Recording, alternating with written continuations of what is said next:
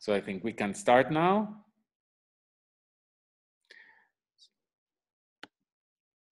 So welcome everybody. Thank you very much, Tina and Jaimey, for accepting this invitation. I've known you two for already many years. I've judged you many times. Wonderful people, wonderful parents with wonderful kids, wonderful equestrians. And well, they're here with us today to talk about half passes and pirouettes. So Tina and Jaimey, what we do is very informal.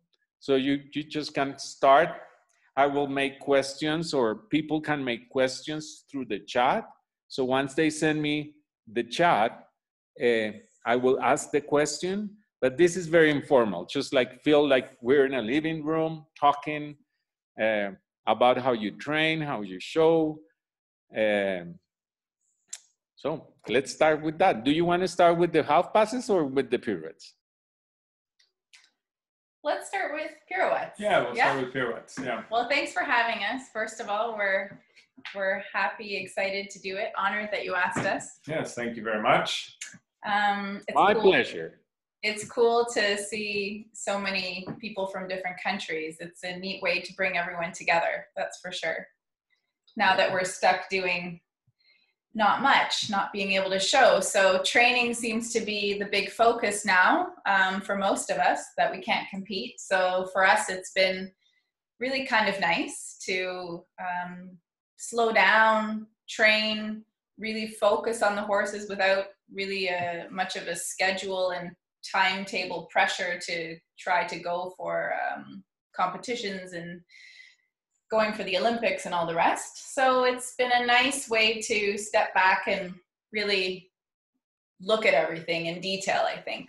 Yeah, and it gives you a chance to work on the simplicity movements, the basics, the throughness, the stuff that when you have shows coming up, that you work as much as you can on it, but you also have to get to the competition requirements and the test movements, and sometimes the throughness is a little bit lost. So this is really, really nice to go back and really take step by step to work on the throughness and the correctness, and develop the horses.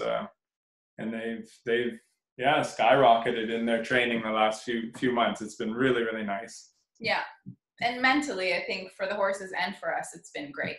Because like I said, you get to slow down a little bit and take more time and not have to rush to the next horse. So it's been great. Yeah. But yeah, starting with pirouettes, they're actually one of my favorite movements to ride. Now I'm going to say the canter pirouettes more than the walk pirouettes, because of course there are both. I don't remember you saying that about walk pirouettes. No, that's what I'm saying. I don't love walk pirouettes. But I do really like to ride the canter pirouettes. Those are one of my favorite movements, probably. So, of course, when you have a horse that does them well, that helps. Yeah. But who has talent for it.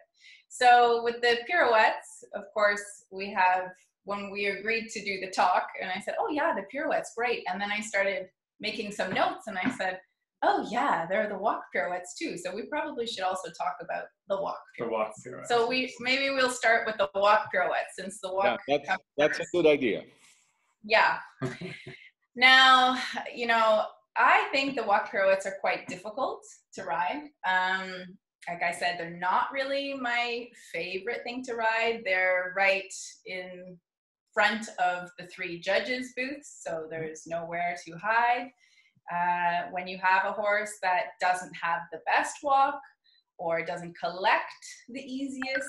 Yeah, if you have a horse with a huge walk, it's really difficult to collect. It does make it more difficult. Yes. Yeah. So, of course, the walk pirouettes are half pirouettes, 180 degrees. And for me, I can speak personally from my Pan Am horse. He had a very big walk, so the walk pirouettes was something that I had to really work on quite a bit with him, to make sure my walk was really, the horse was more together and collected and not too open and not too big of a walk, so that I would have nice activity for the walk pirouettes. So we did work a lot on those. And yeah, it's a great place to start, not only for, of course, having to do them in the walk in a test, but also to prepare for the canter pirouettes, because it really allows the rider to feel their way through each step, because of course in the walk everything is a little slower than in the canter, so it allows you to set the horse up and feel exactly where they are in their body. Right? Yeah. So basically start in the, I always like to start in the easier direction. So for me, I generally pick the right side because I'm right-handed and I prefer to ride things to the right. So for me, that's easier. I think that is helpful when training, to start in a positive direction, one that you and the horse find a little easier. Approaching the walk pirouette in a shoulder 4 position, because you want to be able to turn the forehand around the hind legs. So let me ask you a question. I don't know if I've only judged you in the FEI classes. I don't know if you show lower level classes as well. But do you do a lot of the turn on the haunches? And could you talk a little bit about that first? Yeah, sure. We so definitely, I think that starts at 2nd level. Is that correct? Yes. Yeah, I find that's a really good place to start teaching the idea of the pirouette. First of all, well, we like to teach it on the wall at the beginning. It gives you more of a guideline of where the beginning is, where the end is. It helps the horse to prevent them from swinging their hind legs to the outside as you want to turn. Just initially starting with the idea of a turn on the haunches on the wall, turning even just a 10-meter circle, first of all, to get the horse's shoulder to turn, get that idea, keeping the inside hind leg active, and then turning the horse a little bit smaller around, always making sure that the forehand is coming around the hind leg, working a little bit shoulder in, a little bit traver, a little bit shoulder in, traver, that you're having all of the ingredients necessary for the walk pirouette. And with the turn on the haunches, it also keeps the horse's idea of going forward, because it's not so much on the spot, it's not so tight, to give them that idea of staying active and stepping behind in the when you do get to the walk pirouette.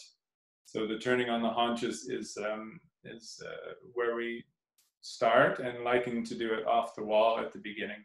Mm-hmm. Just really promoting that the horse always thinks forward in the walk pirouette from the turn on the haunches. Right, because you absolutely do not want them to go backwards or sideways. Stop. Or stop, that's right.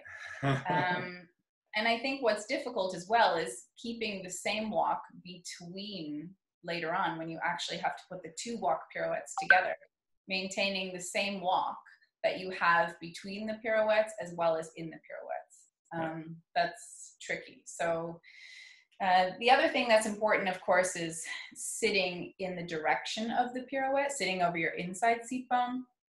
So the horse needs to bend around your inside leg and flex and bend in the direction that they are turning. And of course, turning the forehand around the hind legs. So this is quite often when you see people riding, when we're teaching, a lot of times riders will fall a little bit to the outside in this movement, which makes it very difficult for the horse to then bend to the inside if the rider has their weight to the outside. Right. As a coach, any recommendation? What do you do with your students that have that tendency? Because we see that very often as judges, when we're teaching as well, and it's very complicated to correct that. Yeah, it is. I mean, what I try to do if the rider falls to the outside is I try to get them to ride a little shoulder in, traver, sit over the inside, sort of reiterate that they really need to stay on the inside seat bone, and also do a little leg yielding off the inside leg, and then try to approach the pirouette again. I'm gonna have to keep going, but I have to turn the lights on. It's too dark. Oh, no problem. Yeah, what happened lost there? Daylight all of a sudden. It turned into a nightclub. Yeah, so. And I think in the pirouette, where So the pirouette is that the inside hind leg steps up and down and makes the smallest circle as possible. The outside hind leg makes a little bit bigger circle around the inside hind leg. And then the front end turns in a bigger circle around the hind legs, bending in the direction. So when you fall to the outside, generally what is happening is you're more likely pulling too much on the inside rein and having your balance to the outside. If I'm turning left, I'm hanging to the right and I'm pulling on the left rein. So I would try to get the rider to release the inside rein more, have a little bit more of a sort of, just in a training situation, a counter bend feeling to help bring the shoulders straighter and also help the rider sit more in the center of the saddle and over that inside seat bone. As you would go to turn, then think sitting onto the inside seat bone and then leg yielding away from your inside leg to keep the inside hind leg under instead of stepping to the inside. And then walking forward, turn the forehand again, step with the inside hind leg under again with a leg yield. And just by doing that exercise, by releasing the inside rein and keeping them straighter to the right or on the outside rein, you're going to sit straighter because you're going to have to be able to use those aids properly. And then to be able to get over that inside seat bone, to use your inside leg will help you keep the horse going straight to the outside rein, not letting the hind leg fall to the inside, and go with the horse in the direction. Okay, good. Yeah, and the other thing I think is being able to control the steps. So, you know, a lot of times you'll see the horse spinning, turning too fast. So really having control over every single stride. Can I make the pirouette smaller? Can I make it bigger? Stride by stride. And if you feel the horse has to be so on your aids, really from the inside leg to the outside rein, that you feel if the horse starts to turn too quickly, you place your inside leg on and the horse yields, opens in the rib cage, waits with a little outside half halt by staying forward, and then you can control the pirouette by making it bigger. So obviously in a test situation, you want to make the pirouette as small as possible. When you make them smaller, there is higher chance of the horse stopping and not maintaining that activity. So I always learned it when I was very young. I remember my mother being very frustrated. My mom was my coach when I was in my early years. And she taught me through the young rider years. And I remember her teaching my sister and I, and we have on a video where she's stomping her feet in a circle. And she says, you have to do it like this. And she stomps her legs up and down and she turns and very exaggerated. And the arms and the arms are going. And she would get so frustrated that we couldn't learn these walk pirouettes. And it took us such a long time. And I'll never forget that. And she said, you have to alternate your leg in the walk pirouette. Inside leg, outside leg, inside leg, outside leg. So that's something that stuck with me. What my mom taught me was how she showed me herself with her legs, how the horse has to really pick up the legs and stay super active in the walk pirouette without running. Mm-hmm. So yeah. I see a lot of times the most common mistake that I see is that they start pushing the haunches to the inside before they turn the forehand. And the pirouette is that you turn the forehand around the hind legs, and if you push the hind legs to the inside, then you're never going to get the forehand around the hind legs. It's just going to make it really big, and it's making it impossible to really turn. So I think what you really have to do in the beginning is initiate the turn through the shoulder, through the outside shoulder, and as the horse starts turning the forehand, then you bring the hind leg, and then meanwhile keeping the activity. But that seems to be the biggest mistake that I see, is that the riders push the haunches to the inside so much that the horses cannot physically turn the forehand. So always thinking turn the front first. Yeah, and sometimes I think with beginners, they think that they're sitting on the hind legs, but they don't realize that they're sitting in the middle of the horse. So yeah, that creates a confusion. And then at the lower levels, you see a lot of turn on the haunches that are not working a lot because of that. And it's exactly what right. you're saying. Exactly. No, totally true. And I think a good video, someone videotaping you, and having the instructor say, look, this is what I'm telling you. And I know by feeling it, sometimes what you feel and what is actually happening are not the same thing at all. And when you see it on the video, then you think, okay, no, I understand now. So now I know what that feels like, and I know what it looks like in relation to what I was feeling. So let's try something different. But that is also a really good tool. When you're not sure how the hind legs, how the forehand, how they're all working together, it's something really, really good to do. And where every leg is at a Yep. certain point. Exactly. And by training it in the walk, starting with the walk pirouette, it really allows you to focus on each aid and how it correlates to what the horse does and how you bring the shoulders and how you make the hind legs come around, how you keep the activity, how you control the bend. It takes everything at a slower tempo. You don't have to worry about the movement or the horse's movement, bouncing, cantering. But at the same time, you don't have that natural impulsion behind you to keep the horse active and going forward. So that's something you have to generate yourself, which makes it a little bit more difficult in that sense. But it really slows it down and allows you to go step by step by step by step. And for later on with the canter pirouettes, then you have a better idea. Yeah, the other thing that we as judges see a lot is that even though the horse may have a nice collected walk or a decent collected walk, it goes really ambling or pacing. Yeah. The pirouette.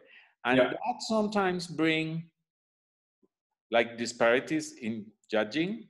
Mm-hmm. Because if you go down to a 4 in both pirouettes and one judge has not seen that, then that creates a big difference. And I have to say, my dear friend Cara Whittam, I trained a lot with her as a judge, and she was very, very tough and really always focusing on that. And it's very important because sometimes the pace deteriorates within the pirouette, not before or after. And that's amazing that that happens. And do you have any particular tools to prevent that? Well, I think it's like in any movement, when you feel the quality of the gait deteriorating, you need to ride out of the movement right away, fix the quality of the throughness to help keep the clarity of the gait, and then come back into it a little bit more gradually, more not so extreme, until you're able to maintain that regularity in the gait and quality in the gait within the movement. It's like a horse that has a hard time keeping a nice cadence in lateral movements. If you go too much too steep and then they break and scramble, then you want to take it a little bit back to like a leg yield, very shallow, that they learn to keep the cadence in the leg yield as they go sideways. Basically make it less difficult. Exactly. Just take away the severity, or not the severity, but the I guess the degree of difficulty in the movement until they find it easier, so that they're able to maintain the clarity of the gait. I think one exercise that is helpful is when you ride a square, for example, and you can really break down the walk pirouette, and that you do a quarter of a turn, you ride straight out again, a quarter of a turn, and again, until you really have control over the steps and the forward and the bend and all the rest. So I think that is a good exercise in that case. Like you said, instead of doing the full half walk pirouette, you just break it down, do a few strides, go out again, go out, until you can maintain that purity of the gait. Yeah, and everything that you do in the walk is basically the same in the canter with the exercises. Yeah. I think so for the why don't we go in the canter, we go step by step, like first because we judges, we see the approach, then the execution of the pirouette, and then going out of the pirouette, because everything is important. So let's talk a little bit about the approach. How do you set up the horse for the pirouette in the canter? Well, the first step is that the horse needs to be able to collect on the spot in order to do a good pirouette. So I think quite often you'll see riders coming in full speed and then turning. So first we like to work that the horse is able to collect really 3, 4, 5, 6 strides on the spot, depending at the level that they're at. Obviously, 4th level, you start with a little less, and then Grand Prix, I1, the horse needs to be able to really collect on the spot and then turn. Yeah. So that is absolutely the first step, that the horse can collect on the spot in a shoulder 4 positioning, because again, you want to turn the forehand around the hind end. Very often, especially when the horse has no more movements, you know, you come onto the diagonal and the horse thinks, oh, maybe a half pass, or they're not quite straight, so the haunches are leading, or the rider doesn't have enough inside leg on. Yeah. And then you're already setting yourself up for a poor pirouette because it's going to be large, because you cannot get the forehand to turn around the hind end when the hind end is already leading. Right. Yeah, so like building the pirouette, when we're training it and just introducing the idea of it, we like to generally do it on the 20-meter circle. Oh, are we still there? Oh, yeah. Yep, we're there. Good. And on the open side of the circle, where the first pirouette in the test with the I guess it starts at 4th level, but it's on that diagonal, so it's in that general area of the open side of the circle. Coming in, bringing the canter back. It's also written that way in the test, that the couple strides really collect the canter, ride out, so that they learn as they come to that point, they collect the canter, ride out. Then we do the same thing, collect the canter, ride travers there, ride out, collect the canter, ride shoulder in there, putting all of the elements that are needed to be able to do the canter pirouette in the area of where the canter pirouette is on that diagonal line. So having the horse being really able to collect, hold the collection, thinking forward, be able to bring the hind legs in a travers, be able to bring the shoulders around in the shoulder in, and then putting that all together onto the diagonal. Which also builds the strength, because the canter pirouettes are, you know, a very high degree of collection. So it requires a lot of sitting power from the horse, and they have to build the strength in order to be able to sustain a good quality pirouette. As you said, Cesar, coming in is important. The turning, of course, the controlling of every stride, and then also the balance coming out. Yeah. So this is a great exercise, I think, sometimes doing also just the diagonal, where you prepare the pirouette, you collect 5, 6, however many strides you want to, creeping forward in the collection is how I like to explain it, that the horse stays in front of you, but you feel that at any moment you could easily ride forward or bring it back, that speed control, just on the diagonal line, and then going out again. So not every time is it the pirouette. And I think for us, we do not train the actual test pirouettes so often. It's more the preparation of the pirouette and different exercises to have what you need when you do the pirouette. I mean, but to really train the small test-like pirouettes every day is, for me, putting too much mileage on the horse. And I think that... And it's teaching them that the pirouette is always done there. So then you have that anticipation. Right. And then you use the ability to make adjustments.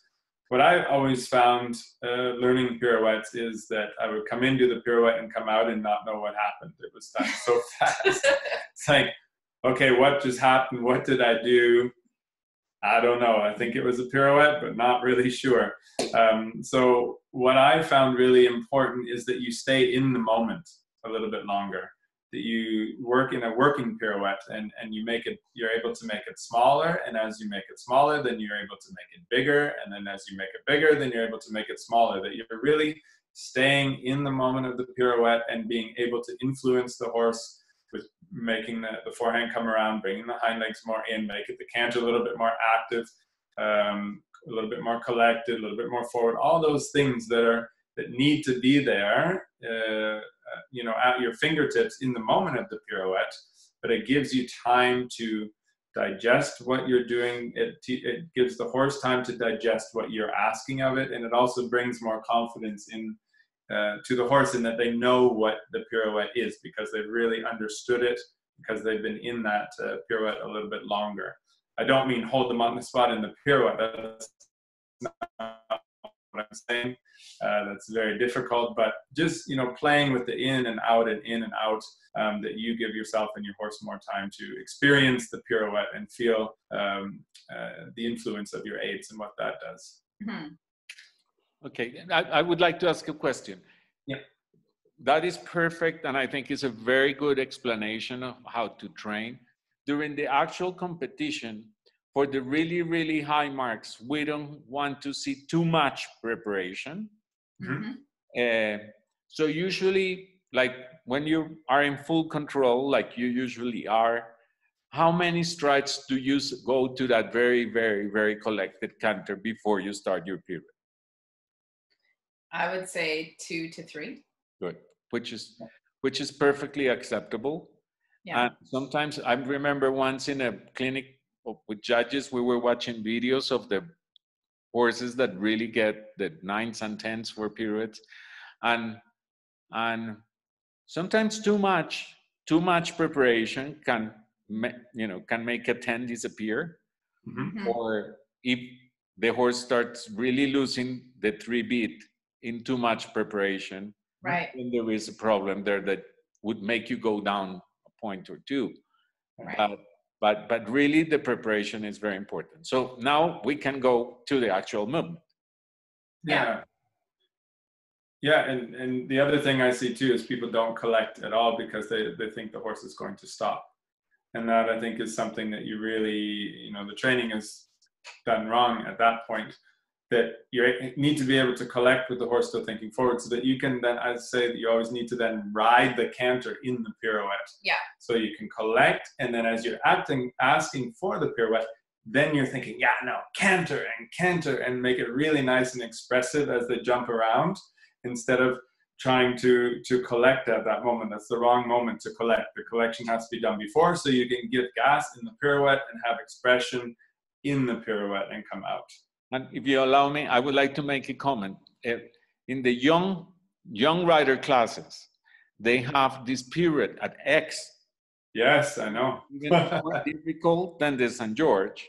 It's very difficult. It is very difficult to place it properly, and sometimes we, the judges, get in trouble because sometimes the horse start doing the pirouette because of what you were just talking about, doing it like in the St. George. And sometimes you don't know, was this on purpose? Right. Or did the horse just take over? And then you lose points there. Then you will lose points on the other one as well, if it is a mistake. And sometimes we have to be like, very quick to react, because sometimes you don't know if it was on purpose, then it's a mistake, or if it's just that the horse started turning with the young rider didn't want to do it. But that's a tricky one. That is a really tricky one, yeah. Yeah, well, it's a good thing we're not judges.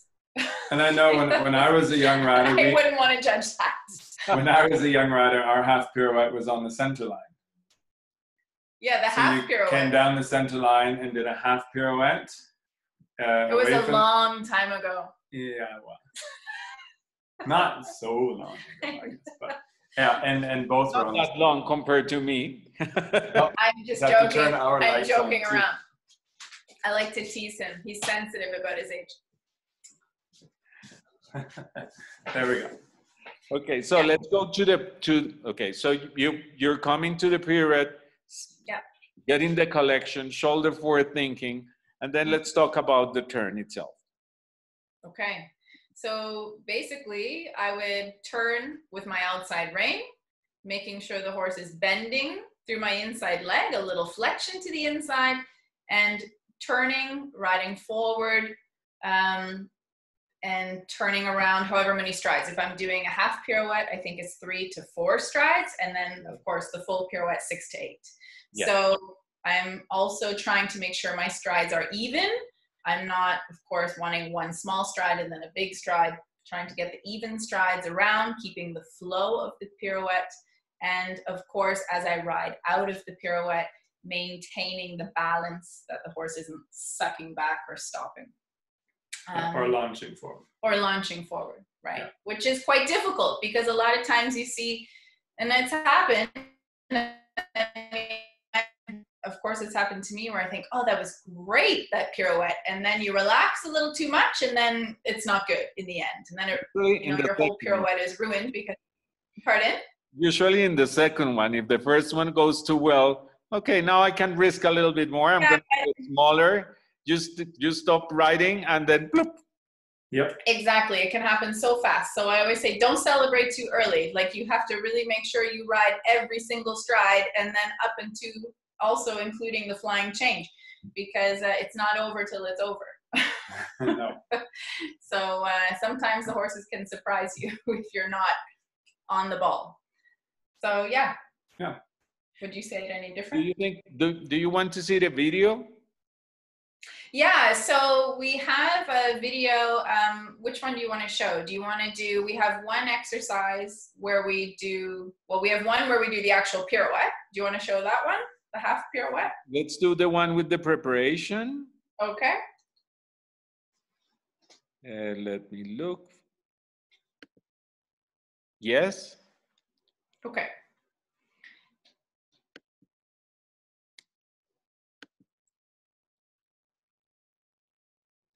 So can we speak while it's going on? Yes.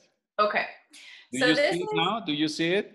yeah, we see it. So this is a video preparing schooling in Lima before the Pan Ams. And of course, doing all these pirouettes, the horse gets a little bit anticipating the turnaround.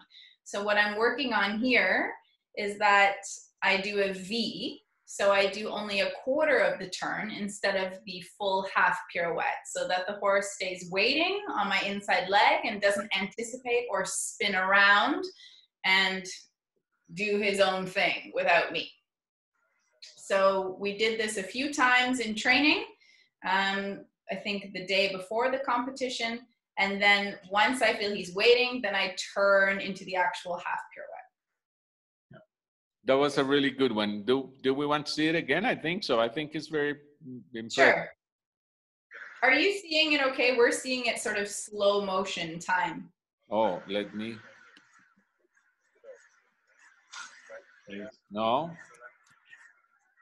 Sorry. I'm seeing it okay. Is it better? Okay. All right, perfect.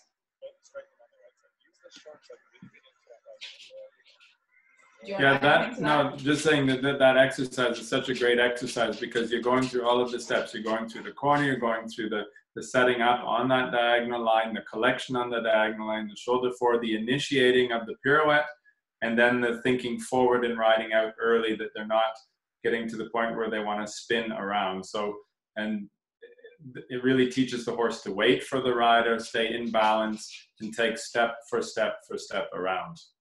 Yeah. Okay, now. Yeah, so this was in Florida at our training camp before we went to Lima. And this was the actual pirouette. Apparently I like to do them left, because all of them on my video are to the left. Well, we have our good ways. Yeah. Yeah. So, you know, you have to practice both, of course. You have to practice like it comes in the test, and then you have to practice the preparation and making sure the horse is not anticipating. So it's a little bit of a balancing act, because of course you do need to do it like it comes in the test, of course. Yeah. So if you allow me, I would like to mention, I think it's very important, is that the approach was really good, was really taking weight, it was bending, it had flexion, all the strides were the same, and it came out straight. It came in straight, came out straight. So that's, you probably had really high marks in the Pan Ams with those pirouettes. Yep, I got consistently good marks in the pirouettes, for sure. And that is a horse, he found the pirouettes easy. You can see he does have a talent for that collection, for the sitting. I mean, you could ride him with one hand through the pirouettes. He really found that movement very easy. But again, what I had to be very careful with was that he definitely stayed on my aids and didn't start spinning and turning around. And then, of course, when you go from the half pirouettes to the full pirouettes, you know that, again, when the horse is very well versed in the half pirouettes, sometimes when you go to the full pirouette, you go halfway around, and then they think, oh yeah, now I go out. So it's very different schooling the half and then also the full. Yeah.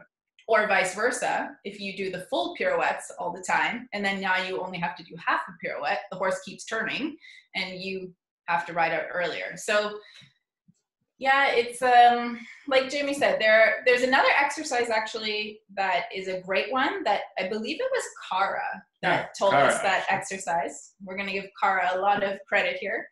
Everybody, Cesar, us. We all love her. I mean, she's great. She has super exercises. She's done a lot, seen a lot. So there's this one exercise. It starts like a loop. So you come out of the corner. You prepare the pirouette over X. Yeah. Yeah, the beginning isn't a loop. It's the preparation for the pirouette on the diagonal. Yes. Okay. You prepare as if you're going to do a pirouette at before X, around X. Now, instead of turning the pirouette, you would go back in the same direction. So you would stay, let's say we're in the left canter. We prepare left pirouette. We do not turn the pirouette left. We now turn right. Do like a shallow loop to the right. So again, keep on the outside rein. Yeah. Right. Yeah. So this teaches the horse, if you feel they want to turn before you're ready, you say, no, we're going to go the other way. So you do that a couple of times. And then the second or third time, when you feel the horse is really waiting and listening, you do the same movement, you prepare, you turn right, and then you do the pirouette. Yeah. That's great. Yeah, it is. It's a really, really helpful exercise. I'd like to share one that I learned from Charlotte Bredal, Okay. which is having a rough time now, and we're all thinking about her. We are, yes. This is, I saw her training with a student of hers in Wellington once, and let's say going to the left, she would ask the rider to do shoulder 4 or 5 strides, half pass to the quarter line, only 2 or 3 strides, then shoulder 4 on the quarter line, like closer to the center of the arena, closer to X, and then working pirouette, and going back and half pass to the corner where you started. And really, I saw the change with that student of hers from the beginning of the lesson to the end of the lesson. It was amazing. Yeah. That's a great exercise. Yeah, but this one that you're mentioning, I think is great. Yeah, no, it works really, really well. I guess they're all very useful, just depending on what your horse is doing that day. And again, it changes every day. And it's also nice. You can also incorporate the preparation on the diagonal, turning at X and going straight down and doing your half pirouette on the center line. So then it's bringing you to the next level into the Grand Prix, where the pirouettes are on the center line, giving them an idea of doing the pirouette and putting it in that area in the training for the next level. I have some questions from the audience. Do you see the questions on the screen or not? No. Okay, so I will read them. So I have one from probably a friend of yours from Ontario. Could you please comment on the freedom of the horse's head and neck in relation to its ability to lighten and free up its front end? I see. Okay. So, well, the horse should always be in self-carriage, but on the bit, and in a steady contact. There should be contact. And I think the more the horse collects and sits, the more they carry the weight behind and naturally come up. But the horse should never be off the bit and should stay in with the pole the highest point. Does that answer the question? Yeah, and I totally agree with you, but I think the question, she wants to emphasize that if you try to do a pirouette, like pulling backwards, if there's no freedom and self-carriage on the neck, then the horse will not have ability to show freedom on the shoulder and, expression in front. I think I see. Probably like that. So you cannot trap the horse, like flexing, putting behind and turn, because then you will not be able to show. No, exactly. And I think if you I'm think expert in what? I don't know, Sally, if this answer your question? Yes. You got it. Okay, perfect. Yeah. Okay, then I have another question. That is for half past, so we will do it later. Then I have one that says, in our lower level tests, we also have working periods as the beginning of the full period. So we often see loss of balance in the working period. Can we talk a little about rider control of the balance and ring craft to ride the ability of the horse and not to focus too much on making the period too tight? I think that's a very good question. Yeah, no, I think it's an excellent question because that is generally what happens. And I think that's why, as we were explaining when we're teaching the pirouette, we always think to make it go forward. The exercise where you do a square, you initiate the turn, and then you're going forward. The horse is always thinking forward. Quarter turn. Yeah, exactly. Putting the 4 quarter turns into the square. Also, the exercise where you make the pirouette a little bit smaller and then make it bigger again. That there's always that going out, and that the freedom to go forward and out is there as you collect. So when you bring the horse collected, then you need to think forward. As the horse goes forward, then you bring collected, that you always have accessibility to both. And I think in an easy way, sorry to interrupt, is kind of just think doing the opposite of what your horse wants to do. Exactly. Like that's a way to simplify it. If you think, oh, my horse really wants to turn, well, make it bigger. If your horse wants to make bigger pirouettes, you make them smaller. If they want to make them too small, you make them bigger. Except when the horse wants to slow down and you think, I'm going to run at the pirouette. No, don't do that. Okay, I'm after what you said, I'm thinking of another question. Yeah. Okay. If you go to the Grand Prix Special, which I think is the most difficult movement in the entire test, and it requires total control of the horse's mind and body, and like every single hair you have to control. And it's that pirouette, full pirouette on center line to flying changes every stride to then adjust again and pirouette to the right. Can you give us some tips as to how you train that? Well, I was just going to say before, actually, for the Grand Prix, pretty much every day in my training, I canter on the center line and I don't do movements all the time. So I go center line, I collect in shoulder 4, and I work on really keeping the horse super straight, but really collecting a few strides that they think here, pirouette, and then I go out. And then I do a change, and then, or the change is in the middle. Sometimes I just start with one change only, and then I do the same preparation, pirouette right, and then go out in shoulder 4, making sure the horse is straight, staying in front of my leg. And once I feel I have that, then I add the changes in the middle, and then I put it all together. Yeah. So what's really important is, again, coming back to, is the horse on my aids? Is the horse straight? Can I go forward? Can I go back? And I like to do that movement. If you have mirrors, that is ideal, because you do it towards the mirror so you can really see, am I on the center line? Is my horse wavering? Because again, it's so difficult, that movement. You start for the pirouette and you can be on the center line, and all of a sudden you ride your pirouette and you're off the center line. So but even like with the special, it's the pirouette is 6 meters in already, so it's basically a stride and a half. And then if you're on a really big horse, that's very difficult. My horse is a big forward moving horse, and turning onto the center line and having to immediately do the pirouette is quite difficult. So you have to really make sure that you've been practicing, that the collection is already established in the corner, the straightness, and as you turn, you're already aligning everything straight in shoulder 4, that you come on straight, shoulder 4, he's collected, that you're able to start your turning. And again, when you're coming through the corner,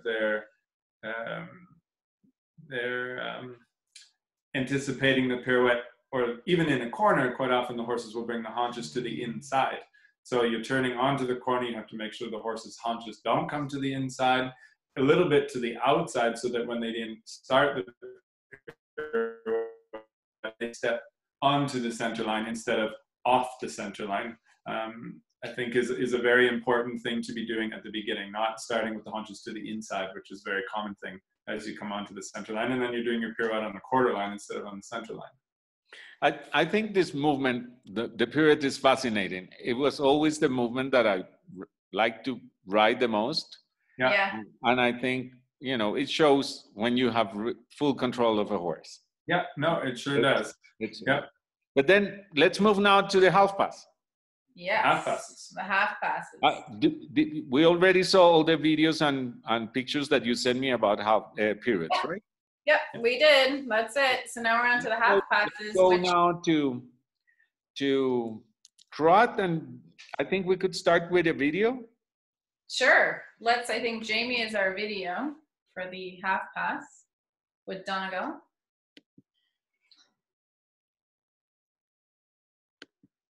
So, hold on a second. Okay, here we go. Action.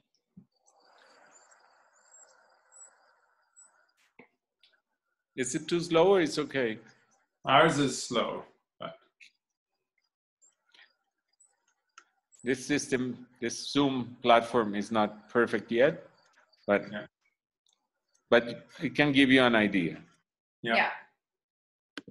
Okay, so you can talk about it while we watch it a little bit. You go.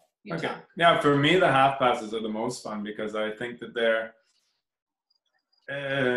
you really have everything in the half pass. You have, when it's done really well and the horse can be very expressive with full of impulsion and reach and expression, and with the bending of the half pass, it looks very artistic, I think. And it's a lot of fun to ride when you have a horse that can half pass like Donegal can. He has a lot of expression, cadence, schwung, and reach. Yeah, it's a really great feeling. So the half pass that the horse is really coming in onto that inside hind leg, really balanced on the inside hind leg. And this is, I see a lot of half passes being ridden very, well, in my opinion, incorrect, that the horse isn't really truly bending. It's not really truly on the inside hind leg. So therefore the horse cannot have the cadence and expression in the trot because you don't have the access to the back, and you don't have the access to the suppleness, and you don't have the access to the impulsion to create the cadence and expression. And you see a lot where they just kind of flex the horse in the neck and then send them sideways, stiff, very mediocre. So to me, I like to spend a lot of time on the half pass because it's something I really like to ride and to train, because I think in the end, the outcome can be very exciting. Well, when you look at the Grand Prix, of course, it's the first, the second, third movement, exactly, and their coefficients. So, you know, if you have strong half passes starting, you're already way ahead compared to someone who doesn't. Right, exactly. So it's the interesting thing we were talking about earlier is that the half passes, until you get to the Grand Prix level, are not very steep. They're actually quite shallow. Yeah. Also, the St. George half pass, many times you'll see horses arriving well before G, which, you know, I think it's important for the riders to be aware of where they're riding. Third level as well, if you go all the way back to third level, the half passes at third level are extremely shallow. So, but it does teach your horse to stay a little bit more on the inside leg, to wait, and to maintain the forward, I think, in the movement is important. Yeah. And when quite you're starting often, them more shallow. Yeah, when you're starting them more shallow, and then as you get to the Grand Prix, of course, you have to make sure they really go sideways. But there are many exercises that we use to start the half passes, and the first one, of course, is riding a correct shoulder in. Yeah, the shoulder in seems to be the basis of that. What you mentioned is very important, especially like junior level, young riders, and even St. George and I1. Many times we see riders arriving before in trot and in canter. Yeah. And you know, it takes away the difficulty of the movement. Yeah. Yeah. So the judges have to go down with that, because you're not riding from point to point.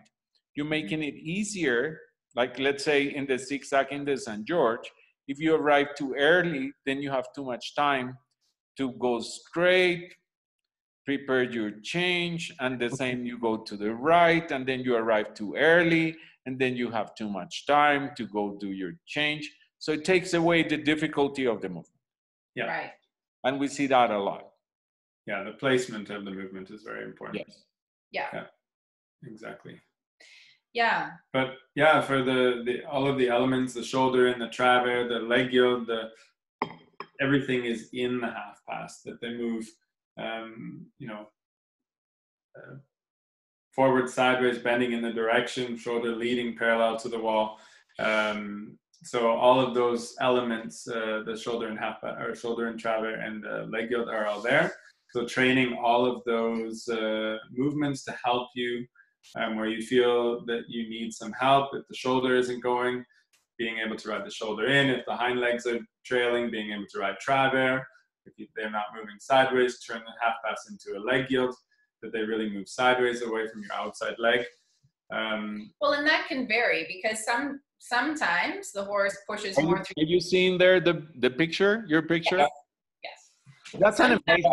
That's the painting behind. Yes. Yeah, I know. That's an amazing picture. Isn't Yeah, it it's beautiful? really cool. Yeah. So yeah, sometimes you need to have a little more inside leg if the horse pushes through the inside. And so a movement we like to use in exercise quite a bit is shoulder in, half pass, shoulder in, half pass. So at any point in your half pass, you want to be able to feel that you can ride a shoulder in. Yeah, and it's very important to keep the rhythm. You always see a lot of rhythm mistakes in the half passes. So, you know, first of all, having it's very difficult to ride a half pass like you just showed with Donegal, with the cadence, bend, that amount of sideways. Yeah. It's really not easy when you get to the Grand Prix. Hey, sorry, come here. Horse family must always have dogs. So our guard dog. Sorry. So we had a question here, and I think you're already answering for half passes. What are some of your favorite exercises to help improve the rideability and expression in the half passes? Yeah. So expression. Yeah, exactly that. It just really getting the horse engaged on the inside hind leg so that the horse can work off the ground and have cadence and expression. So starting in a good quality shoulder in the trot for trot, taking it sideways as you feel you lose the expression, then riding out into the shoulder in, adding more impulsion, getting the quality back into the shoulder in, and then trying to maintain it for a few more strides in the half pass. If you feel you lose it, ride straight out and shoulder in again, have the horse more re-engaged on the inside hind leg, and just building it in that way we find is a very, very helpful exercise to help develop and to maintain the cadence in the half pass expression. And sometimes also just playing with the tempo, you know, where you think a little bit extension or you think a little bit passage, to try to tap into the gears of your horse. Once you establish good bend and rhythm in the half pass, then you want to make it exciting. You want to make it, you know, where they dance in the half pass. So I think you have to play with that a little bit. And along with what Jaimey was saying, you can try a little bit. I think obviously you don't want to do a full-on passage, but to get a little bit more cadence, sometimes that is helpful to think a little bit passage and then push it a bit more forward, or also a little bit of an extension feeling. So sometimes depending on the horse and depending on what your issues are, talking about thinking extension in the half passes. Sometimes you can ride a little bit of an extension at the beginning and then turn it into a half pass and try to maintain the flow and the energy if they get a little bit sticky. Or you can start in the half pass and then turn it into an extension to the forward thinking towards the end of the half pass if they get a little bit sticky towards the end. And also to really get that shoulder freedom. Yeah, exactly. Right? To really think up and out and reaching and expression. Mm-hmm. Yeah, to me, it should be looking like the horse is dancing. Yeah, I think it's very important what you're saying now. And we often see it in the competitions, and we, the judges, sometimes have complaints like, oh, why is this pair getting 8s and 9s and I'm only getting 6 on my half passes? I also did my half pass.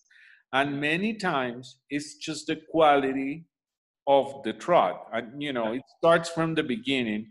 If you go out of your hold with a very cadenced, expressive, beautiful trot, and you maintain that through your shoulder in circle and half passes, then we're talking about 8s, even 9s, compared to when you start with a trot that is not really collected on the forehand and things like that. And yes, of course, you're doing your shoulder in, or of course, in this case, you're doing your half pass, but then the quality, the freedom, the expression is totally different. And this, when you go and see like the Pan Am Games or any big St. George class in Wellington or in Canada, everybody's doing the half passes.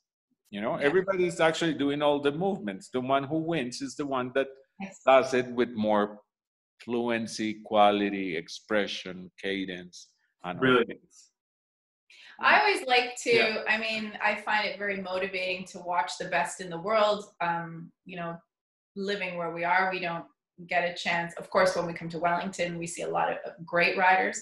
But I love to watch, I think Isabelle Vert is one rider who can ride half passes on any horse, and they're amazing. She's the queen of half passes. Queen of many things. Yeah, but I think that half passes is unbelievable. Like are inspiring. She has the horse so balanced with so much cadence, but she's riding full at maximum capacity and just juggling with that fine line of where it's almost to the breaking point but not, and she's just able to balance it and get maximum reach expression with balance and relaxation and trueness. It's incredible. It's just, and that's to me what dressage should be. It should be that it's like you're watching dancing at a very high level. It's a very exciting dance to watch, and that's that brilliance part of it. When you see somebody going across and the horse is just kind of, it's boring. To me, that's not what at the upper levels in dressage. That's not what the top sport is. That is not what the top sport should be. And you know, even if that's not something that is attainable, you have to try to think of that and try to bring your that be your goal, that you maximize what you and your horse can do. Yeah, you have to go for it a little bit. Just think, oh, I'm going sideways and the horse is kind of looking in that direction. That should be good enough. No. You have to break it down and really ride it correctly, step by step, and keeping the balance and have that foundation and the fundamentals of the half pass really there at whatever level you're doing, whatever ability you or your horse have to do it correctly. Okay, great. I think this has been wonderful. Good. Do we have any more questions, or is there anything that you want to talk about? Us? You want to talk about anything? Or are you asking your audience? Everybody. Okay.